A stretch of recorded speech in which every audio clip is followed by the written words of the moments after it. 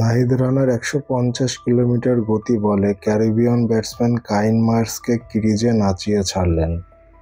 নাহিদের বুলেট গতিতে আসা একটি বাউন্সার মায়ার্স কোনো রকম শরীর দিয়ে ঠেকানোর চেষ্টা করেছিলেন।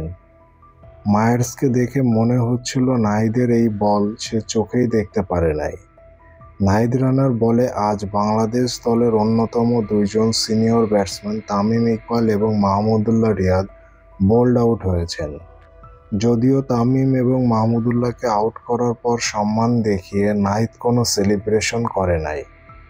বাংলাদেশের ক্রিকেটের ইতিহাসে উজ্জ্বল দিন ছিল 11ই নভেম্বর। কিন্তু কেন বলেন তো বন্ধুরা?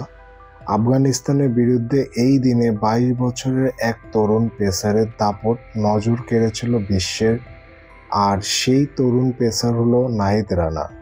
শারজা ক্রিকেট স্টেডিয়ামে এক বিরল কীর্তি করেছিলেন তিনি।